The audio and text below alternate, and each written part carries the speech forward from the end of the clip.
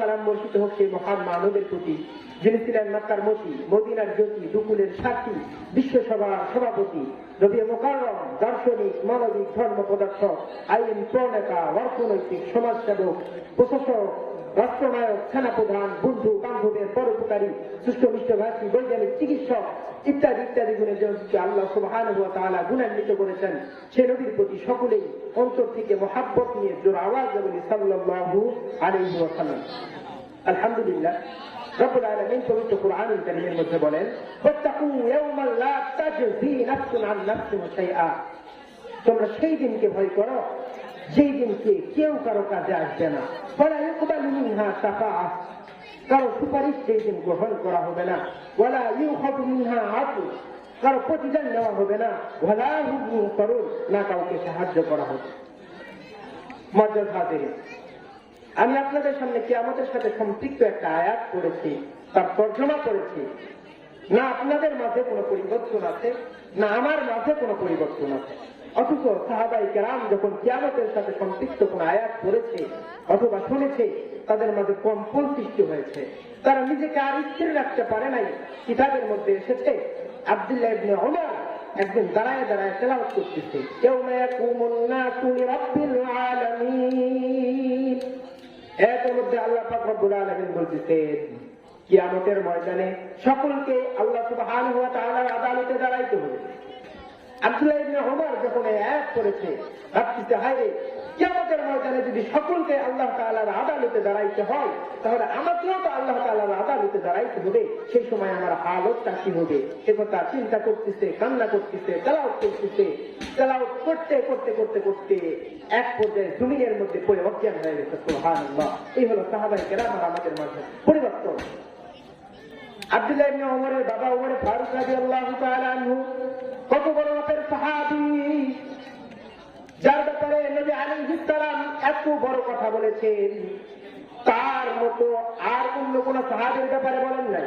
নবী আলাইহিস সালাম বলেন, লাউ কানা বাদি নাবিয়ান লাকানা উমর, আমার পরে আল্লাহ তাআলা যদি কাউকে নবী বানাইতেন, হযরত উমর ফারুক রাদিয়াল্লাহু তাআলা আনহুকে আল্লাহ তাআলা নবী বানাইতেন। যার ব্যাপারে নবী আলাইহিস সালাম বলেন যে আমার উমর একদিন যে রাস্তা দিয়ে হাঁটে যায়, 40 দিন পর্যন্ত শয়তান সে রাস্তা দিয়ে হেঁটে যায় না। যার মতামত আর সিদ্ধান্ত আল্লাহ তাআলার কাছে এতটাই পছন্দ আর এতটাই মাকবুলিয়াত, হযরত উমর ফারুক রাদিয়াল্লাহু তাআলা আনহুর সিদ্ধান্তের উপরে আল্লাহ সুবহানাহু ওয়া তাআলা 21 জায়গায় কুরআনুল কারীমের আয়াত নাযিল করেছেন।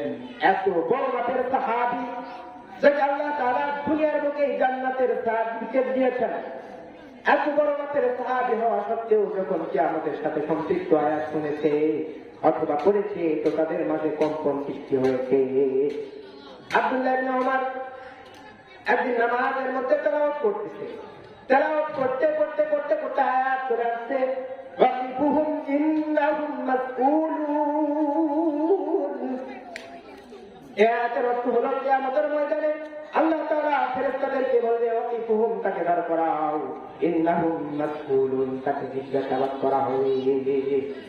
উমর ফারুক রাদিয়াল্লাহু তাআলা আনহু যখন এই আয়াত পড়েছে, তিনি নামাজের মধ্যে এত জোরে কান্না করেছে, পিছন থেকে তার সাথীরা শুনতে পেরেছে। নামাজ শেষ হলে সাহাবায়ে কেরাম আমিরুল মুমিনিন উমর ফারুক রাদিয়াল্লাহু তাআলা আনহুকে জিজ্ঞেস করলেন, আমিরুল মুমিনিন, এটা তো মুনাফিকের ব্যাপারে আয়াত নাযিল করা হয়েছে, আপনি কেন কান্না করেন?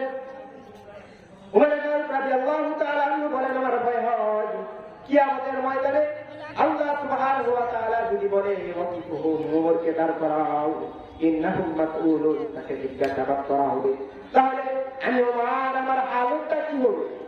এই চিন্তায় আমি উমর কান্না করতেছি। তাহলে চিন্তা করে দেখেন, তারা কিয়ামতকে কত ভয় পাইতেন, কিয়ামতকে কত ভয় পাইতেন। আপনাকে আর আমাকে কে বললো যে তোমার কবরের মধ্যে আযাব হবে না, তোমার কবরের মধ্যে আসান করে দেওয়া হবে? কে আপনাকে আর আমাকে জান্নাতের সার্টিফিকেট দিয়েছে? ভাইজান, ফেসবুককে দেওয়ার মতো সময় আপনার আমার হয়, মেসেঞ্জারকে দেওয়ার মতো সময় আপনার আমার হয়, ইউটিউবকে দেওয়ার মতো সময় হয়, দেওয়ার মতো সময় আমাদের হাতে থাকে, ভাই ব্রাদার আত্মীয় স্বজন পাড়া প্রতিবেশীকে দেওয়ার মতো সময় আমাদের হাতে থাকে, কিন্তু মালিককে দেওয়ার মতো সময় আমাদের হাতে থাকে না। মালিককে দেওয়ার মতো সময় আমাদের হাতে থাকে না। আল্লাহ তাআলা যত মাখলুকাত সৃষ্টি করেছেন, সমস্ত মাখলুকাত কিন্তু আল্লাহ তাআলা প্রত্যেকটা ঘন্টা প্রতিটা সেকেন্ডে জিকির করে, একমাত্র মানুষই গাফেল থাকে। এই যে গাছপালা দেখতেছেন, এই গাছপালা কিন্তু অযথা দাঁড়িয়ে নাই, তারা কিয়াম অবস্থায় 24টা ঘন্টার প্রতিটা সেকেন্ডে আমার মালিকের জিকির করতেছে।